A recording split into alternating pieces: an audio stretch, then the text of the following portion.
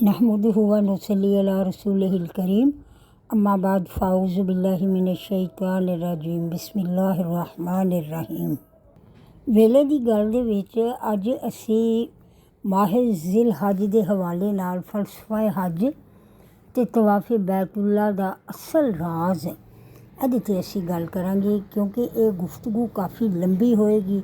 ਇਸ ਵਾਸਤੇ ਇਹਦੇ 'ਤੇ ਸਾਨੂੰ ਕਾਫੀ ਸੈਸ਼ਨ ਕਰਨੇ ਪੈਣਗੇ। हज ते तवाफ़ दा फलसफा कि कायनात दी हर चीज़ हालत तवाफ़ विच है। ज़मीन तवाफ़ कर रही है, कायनात दी हर चीज़ तवाफ़ कर रही है।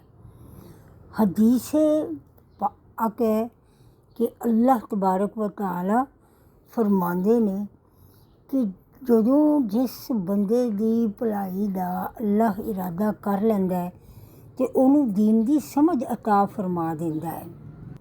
तकरीबन सब लोगों ਨੂੰ ਮਨਾਸਿਕ ਹੱਜ ਦਾ ਪਤਾ ਹੈ ਕਿ ਕਿਹੜੀ ਚੀਜ਼ ਕਿਹੜੀ ਖਾਨੇ ਕਾਬਾ ਦੇ ਵਿੱਚ ਮਤਲਬ ਕਿੱਥੇ ਕਿੱਥੇ ਹੈ ਵੇ। ਤਵਾਫ ਦਾ ਹੁਕਮ ਜਿਹੜਾ ਵੇ ਉਹ ਕਿੰਜ ਹੈ, ਤਵਾਫ ਕਿੰਜ ਕਰਨਾ ਹੈ।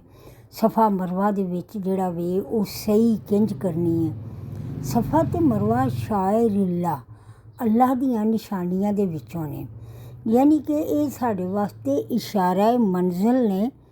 खाना काबा मार्फत इलाही का दरवाज़ा जोड़ा है वो बैतुल्ला शरीफ का दरवाज़ा है। जिस तरह के नबी करीम सल्लल्लाहु अलैहि वसल्लम इलम का शहर ने ते तुहाडे इलम का जोड़ा है दरवाज़ा जोड़ा है ना, ये मार्फत इलाही दे विच खुलदा है। हजूर दे इलम का ਜਿਹੜਾ ਦਰਵਾਜ਼ਾ ਵੇ ਉਹ ਮਾਰਫਤ ਇਲਾਹੀ ਦੇ ਵਿੱਚ ਖੁੱਲ੍ਹਦਾ। ਸਾਲ ਦੇ 12 ਮਹੀਨੇ ਹੁੰਦੇ ਨੇ। ਇਬਤਦਾ ਮੁਹਰਮ ਤੋਂ ਹੁੰਦੀ ਹੈ, ਇਖਤਤਾਮ ਜ਼ਿਲ ਹੱਜ ਤੋਂ ਹੁੰਦਾ ਹੈ। ਅੱਲਾਹ ਤਬਾਰਕ व तआला ਦਾ ਅਦਦ ਜਿਹੜਾ ਹੈ, ਟਾਈਮ ਦਾ ਅਦਦ ਜਿਹੜਾ ਵੇ ਉਹ 12 ਆਫ ਸਪੇਸ 12 ਵਕਤ ਨੂੰ ਅੱਲਾਹ ਤਬਾਰਕ व तआला ਨੇ 12 ਟਾਈਮਾਂ ਦੇ ਵਿੱਚ, ਯਾਨੀ ਕਿ ਅਸੀਂ ਰਾਤ ਦਿਨ ਨੂੰ 24 ਦਿਨ 12 ਘੰਟਿਆਂ ਦਾ, ਰਾਤ 12 ਘੰਟਿਆਂ ਦੀ ਹੈ। ਇਸੇ ਤਰ੍ਹਾਂ ਜਿਹੜਾ ਟਾਈਮ ਹੈ ਉਹ 12 ਦੇ ਵਿੱਚ ਬੰਦ ਹੈ। ਸਾਲ ਦੇ ਮਹੀਨੇ 12 ਨੇ ਅਤੇ ਮੁਹਰਮ ਸ਼ੁਰੂ ਹੁੰਦਾ ਵੇ ਨਬੀ ਕਰੀਮ ਸੱਲੱਲਾਹु अलैहि वसल्लम ਦੇ ਘਰ ਤੋਂ ਜ਼ਬੀਹ ਅਜ਼ੀਮ यानी कुर्बानी इमाम हुसैन अलैहिस्सलातु वस्सलाम तो। तो माहे जिल हज का इख्तिताम जिहड़ा है ना वो भी 12वें इमाम दे उत्ते हुंदा है। फरमाने रसूल करीम सल्लल्लाहु अलैहि वसल्लम कि जिहड़ा अपने इमाम दी मार्फत तो बगैर मर गया तो वो जहालत दी मौत मरिया। जहालत है कि यानी जानते बुझते हुए हकीकत तो इनकार करना। जिस तरह अबू जहल ਉਹਦਾ दिल ਮੰਨਦਾ ਸੀ कि नबी सच्चे ने, लेकिन ਉਹਦੀ अना ਜਿਹੜੀ है ਉਹਨੇ ਉਹਦੇ तकब्बर ने ਉਹਨੂੰ जाहिल रखिया। हजूर नबी करीम सल्लल्लाहु अलैहि वसल्लम ਦਾ फरमाने पाक है कि मेरी उम्मत ਦੇ ਵਿੱਚ 12 इमाम होणगे। आबद ਦਾ माबूद ਦੇ ਨਾਲ ताल्लुक ਤੇ खालक ਦਾ मखलूक ਦੇ ਨਾਲ ताल्लुक, ਜ਼ਰਰੇ ਦਾ ਕੁੱਲ ਦੇ ਨਾਲ ਤਾल्लुक, ਅੱਲਾਹ ਰਸੂਲ ਤੇ ਕਿਤਾਬ। ਅੱਲਾਹ ਇੱਕ, ਰਸੂਲ ਇੱਕ, ਕਿਤਾਬ ਇੱਕ। ਤੇ ਇਬਾਦਾਤ ਦੇ ਜਿਹੜੇ ਦਰਜੇ ਨੇ ਉਹ 4 ਨੇ। नंबर 1 नमाज, नंबर 2 रोज़ा, नंबर 3 ज़कात, नंबर 4 हज। हज इन्हां तमाम रुकन दे विच ना सब तो अहम इबादात का हिस्सा वे। ते ये हज का सब तो अहम रुकन जिहड़ा वे वो वे तवाफ। ते तवाफ की अहमियत नूं समझण वास्ते हजूर सल्लल्लाहु अलैहि वसल्लम दी रूहानीयत दी मेराज नूं समझना साढ़े वास्ते बहुत ही ज़रूरी है।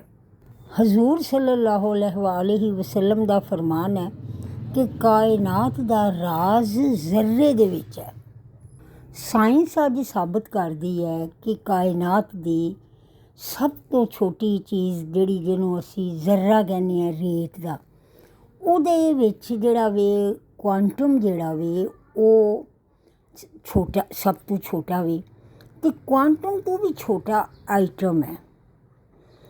ਐਟਮ ਜਿਹੜਾ ਵੇ ਉਹ ਸਭ ਤੋਂ ਛੋਟੀ ਇਕਾਈ ਹੈ ਕਾਇਨਾਤ ਦੀ, ਲੇਕਿਨ ਸਭ ਤੋਂ ਜ਼ਿਆਦਾ ਪਾਵਰਫੁੱਲ ਹੈ। ਜਿਸ ਤਰ੍ਹਾਂ ਕਾਇਨਾਤ ਦੀ ਇਕਾਈ ਐਟਮ ਹੈ, ਅਤੇ ਹਜ਼ਰਤ ਆਦਮ अलैहिस्सलातु वस्सलाम ਇਨਸਾਨੀਅਤ ਦੀ ਇਕਾਈ ਨੇ। ਤਵਾਫ ਜਿਹੜਾ ਵੇ ਉਹ ਪੂਰੀ ਕਾਇਨਾਤ ਵਿੱਚ ਜਾਰੀ ਹੋ ਸਾਰੀ ਹੈ। ਅਸੀਂ ਸਾਰੇ ਘਰ ਬੈਠੇ ਜ਼ਮੀਨ 'ਤੇ ਚੱਲਦੇ ਫਿਰਦੇ ਸਫ਼ਰ ਕਰਦੇ, ਆਫਿਸ ਵਿੱਚ ਬੈਠੇ ਹਾਲਤ 'ਤੇ ਤਵਾਫ ਵਿੱਚ ਹੀ ਹੈਗੇ ਹਾਂ। ਕਿੰਜ ਜ਼ਮੀਨ ਤਵਾਫ ਕਰਦੀ ਹੈ ਸੂਰਜ ਦੇ ਗਿਰਦ। ਜ਼ਮੀਨ ਸੂਰਜ ਤੋਂ ਰੋਸ਼ਨੀ ਅਤੇ ਹਰਾਰਤ 'ਤੇ, ਯਾਨੀ ਕਿ ਜ਼ਿੰਦਗੀ ਜਿਹੜੀ ਹੈ ਜ਼ਮੀਨ ਨੂੰ ਉਹ ਸੂਰਜ ਤੋਂ ਮਿਲਦੀ ਹੈ। ਉਸੂਲੇ ਇਲਾਹੀ ਹੈ, ਜਿਸ ਚੀਜ਼ ਨੂੰ ਤਾਕਤ ਮਿਲਦੀ ਹੈ ਉਹ ਉਹਦੇ ਇਰਦ ਗਿਰਦ ਜਿਹੜਾ ਹੈ ਨਾ ਆਪਣੇ ਉਹਦੇ ਮਹਿਵਰ ਦੇ ਵਿੱਚ ਜਿਹੜੀ ਹੈ ਨਾ ਉਹ ਤਵਾਫ ਕਰਦੀ ਹੈ। ਯਾਨੀ ਦੂਸਰੇ ਲਫ਼ਜ਼ਾਂ ਦੇ ਵਿੱਚ ਹਰ ਚੀਜ਼ ਆਪਣੇ ਆਪਣੇ ਹਾਕਮੀਨ ਦੇ ਗਿਰਦ ਤਵਾਫ ਕਰ ਰਹੀ ਹੈ। ਕਿ ਅੱਲਾਹ ਤਬਾਰਕ व तआला फरमाते ने कि अल्लाह ताला अहकमुल हाकिमीन है, यानी तमाम हाकमां दा हाकम सिर्फ रब्बुल आलमीन है। हाकम का मतलब की है? हुक्म देने वाला। मसलन जिवें सूरज ज़मीन के मौसमां नूं डिज़ाइन करदा है, उन्हें कह के अल्लाह ताला ने खल्क नूं तखलीक कर दिता कायनात नूं। कायनात जिहड़ी है वो अल्लाह ही चला रहा है।